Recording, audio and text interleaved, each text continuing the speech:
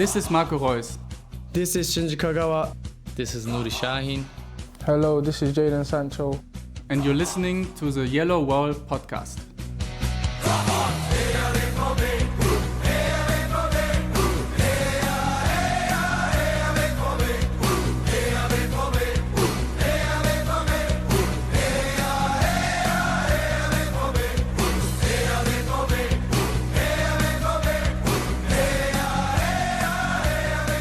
Hello and welcome to episode 456 of the Yellow Wall Pod. I'm your host, Stefan Botzko. And today we will talk about Borussia Dortmund beating Newcastle United in the Champions League 1-0. And then we will focus our attention on the Bundesliga, where Dortmund also had yet another 1-0 win against Werder Bremen. And of course, we will preview Sunday's game against Eintracht Frankfurt. For all that and more, joins me Matthias Zug with a almost live reaction post-game, because the final whistle blew 5 minutes ago? If even. Yeah, if even. Yeah, I mean, man, to beat Saudi United FC in England was just so nice. So nice. And deep breath at the end. But that was fun. That was fun because it went Dortmund's way for once in England. So I don't know. I'm very happy, Stefan. I'm very happy. How about you? Yeah, obviously happy. I mean, it's a big result because Group F is certainly referred to as the group of death in the Champions League, and Dortmund now jump to second place in the group stage. They are level on points with Newcastle, but I think it is the head-to-head result that counts, because the goal differential is -1 while Newcastle's is +2. So Dortmund currently beat out Newcastle. So obviously the reverse fixture, which I think is on the 6th of November, will be a massive game for Dortmund and can really, push this into Dortmund's favor. But, that being said, it's far from over then, because Milan and PSG are obviously all very strong two in this group, and it's on a razor's edge. But let's talk about what obviously had to happen. According to my wife, when Julian Brandt sent out the thank you post after his 300th Bundesliga match, of staying fit and healthy for so much of that period, since he started playing in the Bundesliga since I think he was 17. So obviously he was going to be injured right away after that thank you note jinxed himself. And Dortmund entering this game without their best player, or currently hottest player on form. Nevertheless, when I looked at the lineup, I was pretty pleased for Terzic to go with the three midfielders, with Sabitzer, Can, and Mecha. And I must say it worked out. Now, I must be honest, Matthias, you have to help me here out a little bit, because I think I missed the first 25-ish minutes or so, because I was still working. So I didn't quite witness that. But from what I've heard, Dortmund by then already had a couple of chances. So did Newcastle.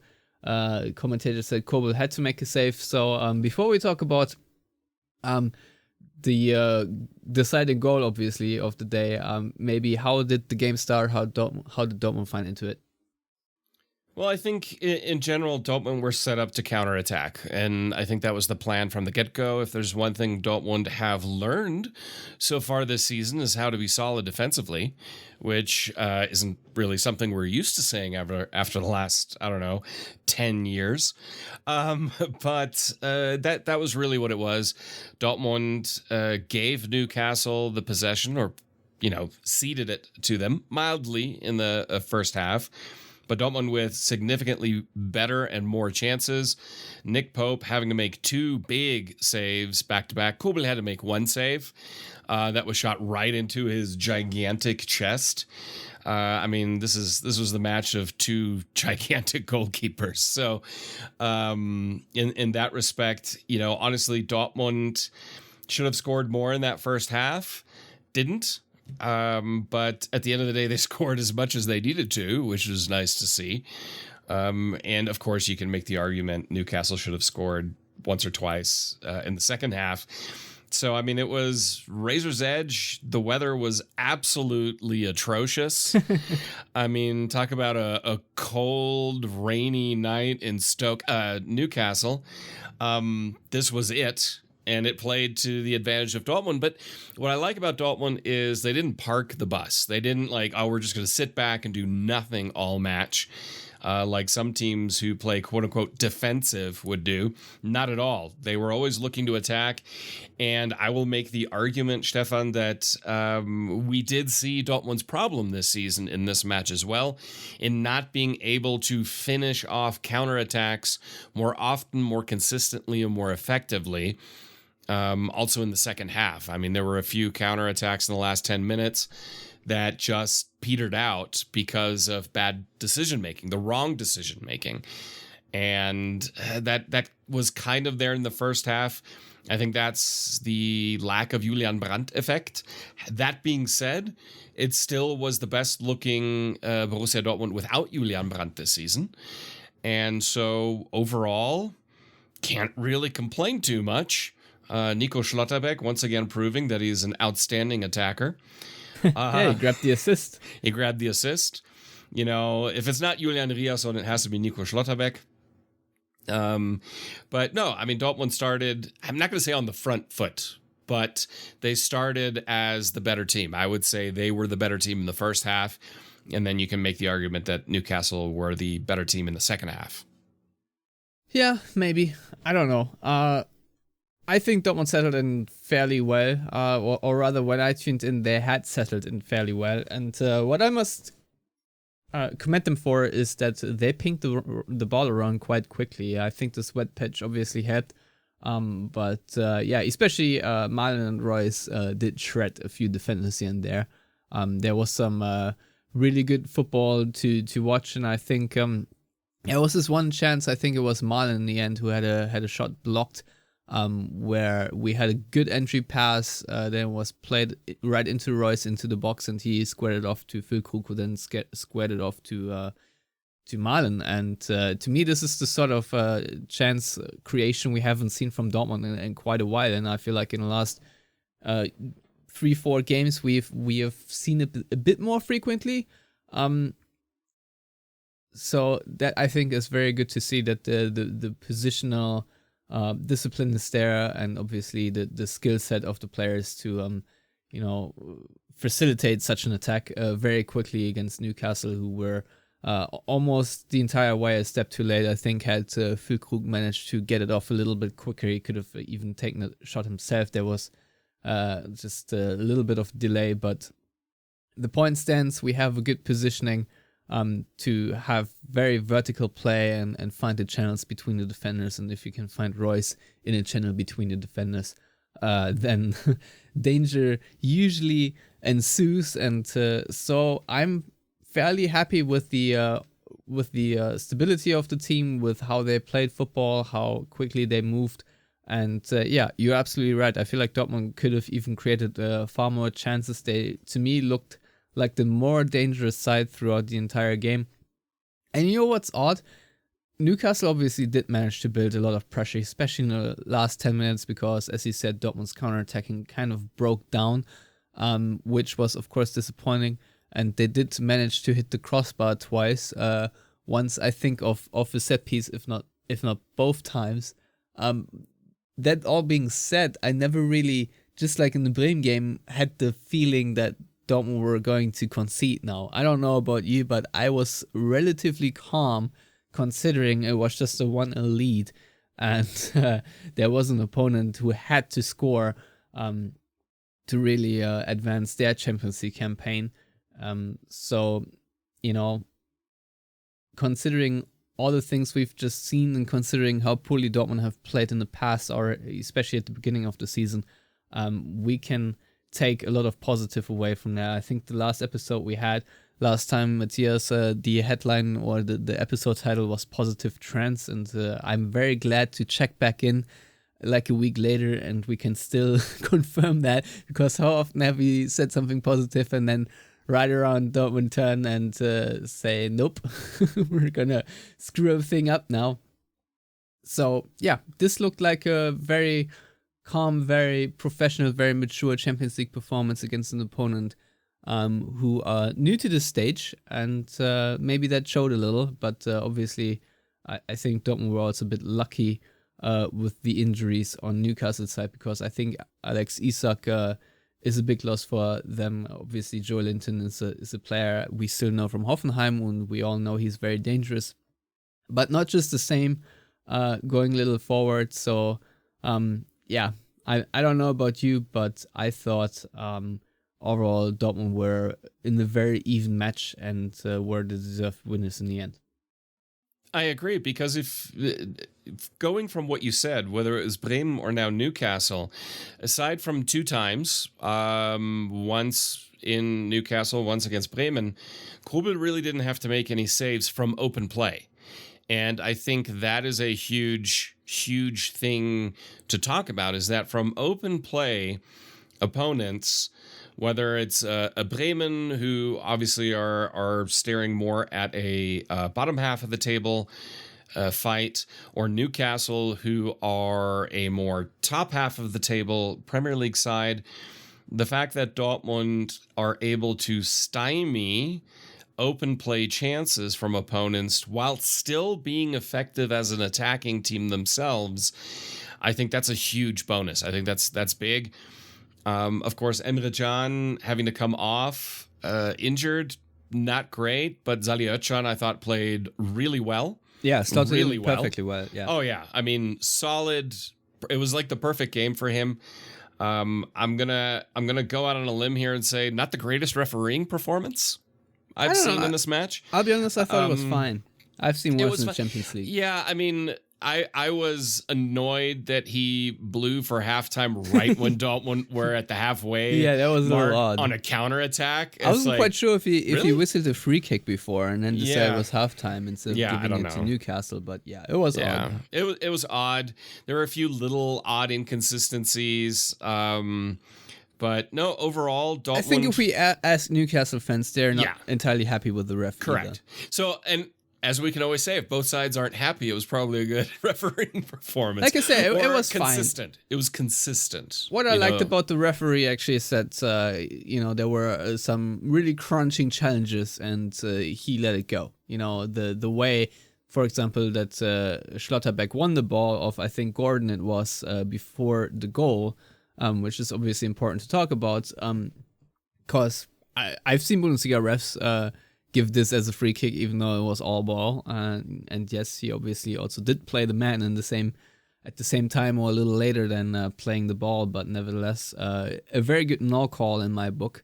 And so I have very little to complain about, maybe also due to the results, but no, honestly, to me, the referee today is not a huge talking point like it has been before in Champions League matches where there have been very odd decisions, especially like when Dortmund played Man City or so.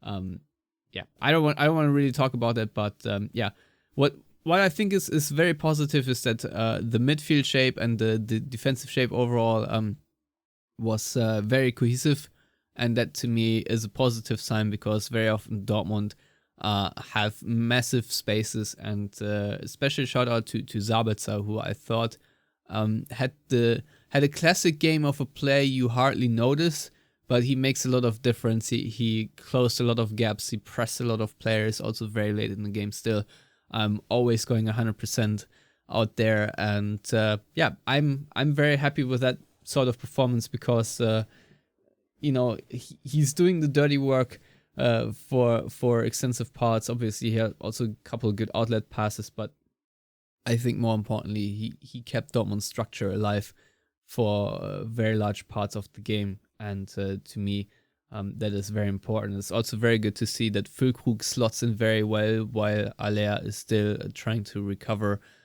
his form.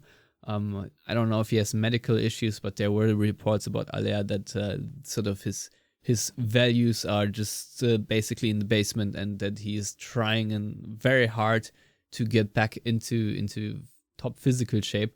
But while that is not the case, I think Füllkrug is a more than capable player in Dortmund's system. Now, if we compare that with Modest last season, it's just it's an entirely different continent we're on with Füllkrug, and I'm very happy for that transfer now, because in a Champions League game like today, it is utterly important to have a striker up front who can hold on to the ball and distribute a little bit and keep you possession. Just very important, and it worked out, and I'm happy for it. And lastly, Matthias, Marco Reus, I think once again needs to be singled out, because he's not only a workhorse, but he once again showed his quality today in various moments. Just absolute brilliance, and I'm still happy we get to watch him on such a high level. No, I agree completely. It was, Marco Reus and Mats Hummels having, both of them, a great season yet again. And that's great to see. And overall, I mean, there's not really much more for me to add to this. In the PSG beat Milan 3-0 at the same time. So Milan are in a deep hole. I don't think they've scored yet. Now, granted, this was also the first time Dortmund scored in 3 matches. But Milan haven't scored. I still think the 0-0 draw against Milan at home was a wasted opportunity that Dortmund should have won. Definitely, yes. But Milan fans think Milan should have won that match, which, okay, that's fine. I'm an Inter fan, so the Rossoneri fans can say whatever they want. I don't quite agree with them in that regard. But the good thing is now that we're basically in the second half, we're in the Rückrunde of the Champions League group stages, and Dortmund have 2 home matches. And that is not to be underestimated. I'm frustrated by that PSG match in Paris, because I do believe this PSG team can be taken by Dortmund. I absolutely believe it. You put if Newcastle can beat them, we can beat them. If you put enough pressure on PSG, I think you'll beat them. I don't think they are that good. It's almost like the name PSG is what concerns players more than the squad itself. Of course, they still have Kylian Mbappe, and you have to account for that.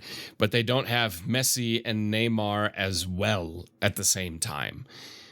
So I think in that aspect, there's just too much respect given, which is what Terzic said, that there was way too much respect given to PSG in that first match. So I would say Dortmund, given the trend that Dortmund are on currently, I'm optimistic for Dortmund to advance out of this group stage as second. I think first won't happen at this stage anymore. But I think they can definitely finish second in this group. They're in the driver's seat now. They won an away match, which no team has done so far. Or did PSG win away from home today? I don't know if that was in Paris. No, I think they won at home. Okay. So the home teams obviously have the advantage so far, it seems. And so Dortmund playing twice at home and then having to go against Milan, and they just have to carbon copy what Inter did to Milan a few weeks ago, and you're good to go. So I'm optimistic, not even cautiously. I am optimistic now that Dortmund will come out of this group stage in a top 2 position. Yeah, I'm not quite there yet, because I do have respect for this Newcastle team, and I don't know them at all, which is why I can't really tell if they were just having a bad night or if that's the level they're at. Because if that's the level they're at, then I think Dortmund have a very decent chance, and I would share your optimism. But I have a hunch they can probably raise their game a little bit. But yeah, who knows? Obviously, you're right, Dortmund are in the driver's seat now. Felix Metscher did score his first goal for Dortmund today, and I think overall it was a very nice play for Dortmund to create it. So a very nice team goal, very happy about that. And like I said, the Champions League for Dortmund will continue on November the 6th. And with that, we can move over to the Bundesliga, where Dortmund also won again. I think it was 4th win in a row, right? Dortmund are still in 4th place, 2 points off the lead behind Bayer Leverkusen. And of course, Stuttgart are still in 2nd place, and Bayern in 3rd, level in points with Dortmund, but of course have scored 10 more goals, and Dortmund did not drastically improve their goal difference. But that being said, it was a very beautiful goal in the already mentioned 300th game by Julian Brandt. a 1-0 win. And I must say, I don't know. I didn't know that Emre Can had this kind of pass in him. And yeah, Julian Brandt with the dink over the keeper. Just a beautiful goal to decide it in the 67th minute. What I found interesting is that I think Bremen's right back, not quite sure who it was, but in the replay you can see he realizes that he has lost Brandt and he just freezes like he's caught in a nightmare. Or like a toddler pooping his pants in the corner. I don't know how to exactly describe it, but it was just hilarious how wide open Brandt then was after this dagger of a pass. But overall, Matthias, very solid performance. I think one of the most complete performances we've seen from Dortmund in a long time, because it was from the first minute till the last where they were dominant, and Bremen, I don't recall having any sniff at this game at all. So yeah, talk me through it quickly if you want. If not, we can already move on to the preview. Yeah, I think Kobel really only had to make one major save of note, but at the end of the day, I mean, even peak Bayern, Manuel Neuer had to save 2-3 times, big time in a match. And I think people forget that. You know, it's like, oh my God, there was a chance there. Well, of course there's going to be a chance. You're playing in the Bundesliga. You know, these aren't crap teams. They're going to get their chances, especially when you are a front foot team like Dortmund. And that's why you have a Gregor Kobel. Or that's why Bayern have a Manuel Neuer type player. That's why teams invest in really good keepers. And really good teams have really good keepers, because the few chances that the other team has, you want to make sure they don't score. Dortmund were dominant. They were calm. They were professional. Again, though, for me, the thing that I'm just hoping will finally tick over soon is that kind of this, and I'm totally butchering a translation out of Germany, but that the knot will burst, so to speak, der Knoten platzen wird, and Dortmund start scoring the goals from the chances that they create, the plethora of chances they create. Yeah, expected goals 2.71. Yeah. To Bremen's 0.44 in this game. Yeah. And if you get a 2.71 without a few penalties in there, that basically means 22 shots, 5 on target. What it basically means, you had 4, 5, 6 really good opportunities to score a goal. And I mean really good opportunities. And that needs to happen. That was the kind of the secret sauce of the second half of last season, was those chances were then scored. The good thing is, if you flip that around, Dortmund defensively way more solid now than they were in the second half of last season. So given the trend they're on, it's nice. It's good. I think the positive trend we talked about in the last episode will continue. It did continue now. Of course, there's a big match looming just around the corner that will not be easy. Even though, for me, Frankfurt's a bit of a Wundertüte. I don't honestly know what to expect from them. If you look at the teams ahead of Dortmund, again, Bayern because of goal difference, because they just score a boatload of goals. But they don't have more points than Dortmund, which is just an interesting thing to juxtapose. I think after 8 match days, it's actually saying something. Yeah. I don't know what, 100%. but it's saying something. Oh, I mean, Dortmund, the funny thing is both teams, Bayern and Dortmund, are performing better this season in the first half of the season than they did last season. So, but the difference is, of course, Leverkusen are just on a crazy run, as are Stuttgart. But, of course, Stuttgart now without Guirassy, who was injured. And do you know how long he'll be out for? I don't. All I read was out for a few weeks. Okay. And then I didn't look further. And that could already be it. I mean, but they do have Silas. That being said, he's not exactly a huge goal scorer. So I think Stuttgart will come back down to earth at some point. It's kind of like Freiburg or Union Berlin last season. Freiburg have definitely caught themselves better, whereas Union Berlin are just in complete free fall. They lost again in the Champions League, and they're doing exactly what I kind of expected them to do. How many losses in a row is that now for Union? 7? Could that be? Yeah, 7 in a row? Maybe. I think they've Something like lost. I think they've lost 5 in a row in the league, and they've lost every single Champions League match. Well, they do play So- Slumbuster Werder Bremen, though, who are 14th while they're 15th. That's in the true. league, but it's crazy that they That's now true. hover over relegation spot. Speaking of relegation spot, I only just realized that FC Schalke in the second division are on a relegation spot, Matthias. There's an actual chance they might play against Borussia Dortmund next season, but it's Borussia Derby. Dortmund 2. Ruhr Derby. It's on no matter which way it goes, whether they get promoted or relegated. Ruhr Derby is on. I do find it funny because I follow the Dritte Liga closely because of Preußen Münster. That Rot-Weiß Essen played against Dortmund's second team, and Rot-Weiß Essen was like, Ruhr Derby. It's like, you do realize you're playing against a bunch of like 19 and 20-year-old kids, right? Like, this is not actually the Borussia Dortmund, but, Essen, you do you. But that could be Schalke next season. Schalke going to the Preußenstadion. That would be an interesting thing to see. Yeah, definitely. But back to the Frankfurt game. So obviously there are a few injury concerns. Benzebaini on this weird clear where he sliced the ball and Kobel picked it up and it was not a back pass because it was obviously a complete miscontrol. Might have pulled his hammy there. Julian Riasson obviously did not travel with the team to Newcastle because he is under the weather, and going how the weather was, maybe a few more players will be under the weather after that game. So the fullback situation is going to be an interesting one. Might have to revert to Marius Wolf and Niklas Süle as our fullbacks. I'm not entirely sure what Dortmund will do there, but that is certainly a concern. We also don't know what the problem is with Emre Can's knee.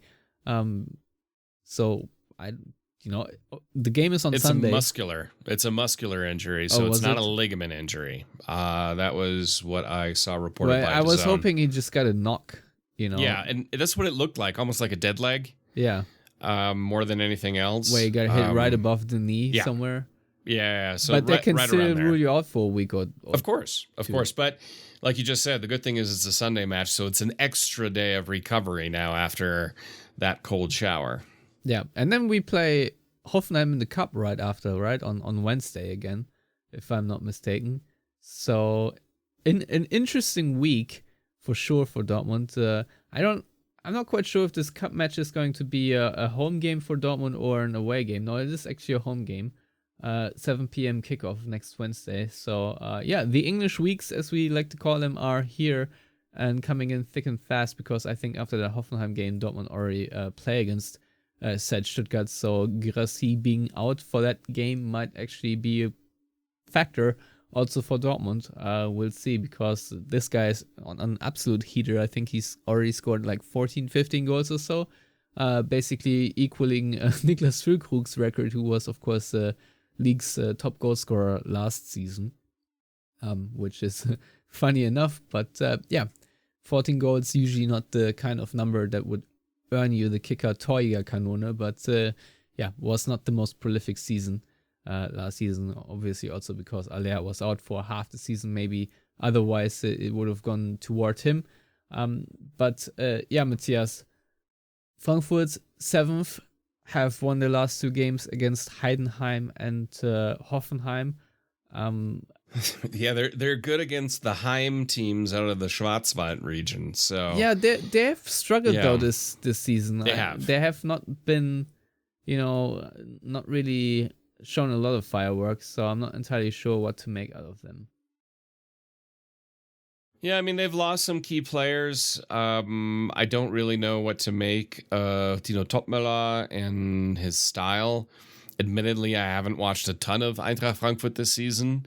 Just occasionally. They are a team that I kind of keep an eye on just because I lived in Hessen for a while. Where didn't you live? Where didn't I live? Yeah, I did not live in Berlin. So there's that. That's why I just don't care. It's going to be a weird one because historically Frankfurt have always been a problem, a thorn in the side for Borussia Dortmund. But this one, I honestly don't entirely know what to expect out of Frankfurt. Dortmund, if they can recover some of their players, I think okay. The trend is good. It's away from home, correct? Yes, I believe it so. is. So I mean, Frankfurt's not that far away from Dortmund. I mean, you're going to drive 2 hours and you're there. Yeah, 2.5. Yeah. So it's not a huge travel commitment to be there, especially for a Sunday. So overall, I think, the trend for both teams is up for sure. It's going to be a difficult match. I have no doubt about that because Frankfurt are just a difficult team. Now, they beat Heidenheim, which Dortmund could not. Yeah. But I also watched Heidenheim completely collapse against Augsburg, which is ironic. They dropped a two-goal lead against Augsburg. They lost 5-2. And Frankfurt played well against Hoffenheim, even though Hoffenheim took the lead. I want to say the first 2 goals in the Hoffenheim-Frankfurt batch, the assists came from the goalkeepers. Both time it was just a long hoof, and then defenders decided to not defend, and a striker shot and scored. So Mamouche did really well. Now here's Yes. a question for you. Obviously, watching this through the lens of the Newcastle game, but I really liked this away performance from Dortmund and was actually quite happy with the 3 midfielder setup and playing more in the counter. Now, granted, we all know Dortmund's countering right now is not the best, but Dortmund's overall road form in general also not the best. Do you think this is something Dortmund should roll out again away to Frankfurt, or is this not the game when Dortmund should basically stick to the, say, normal Bundesliga plan of having just a double pivot instead of 3 midfield and then 3 strikers playing on the counter against a team like Frankfurt? I think it depends on who's healthy. I think that'll dictate a lot. But I think against Frankfurt, you might as well let them come at you a little bit because, counterattacking is still a huge strength for Dortmund. Nemecha is playing much better in transition, especially. And then you factor in that the pressing and counter-pressing is getting better week to week. So I think you can, kind of play a little bit more of a midfield press versus a super high press and just kind of let them come a little bit and then go after them because defensively, I personally don't rate Frankfurt that high. They also haven't scored a ton of goals. Now, they did score a few goals in the last few weeks. But I would be not cautious if I was Dortmund, but I would do a bit of a Newcastle carbon copy, knowing that you're playing against a team that is lower quality than Newcastle. So I believe you'll get more opportunities at goal. You just have to convert them. That's at the end of the day, I think if Dortmund start converting these chances more and more and more, the comfort will be there more and more. So that's my big question mark right now. I need to see more Füllkrug goals, personally. I don't need to see more Malen goals. I mean, those are always great. No, I do need to see more Malen goals. Yeah, because they tend to be pretty good. He's also a secondary striker. You shouldn't discount that. Yeah, that's true. But the strikers need to score. The strikers need to score more goals. And even though Füllkrug's been very good, I think he's been very, very helpful to Dortmund offensively and defensively. He's very solid also defending set pieces in that regard. So, yeah, don't give up stupid set pieces, and I think Dortmund will be perfectly fine against Frankfurt.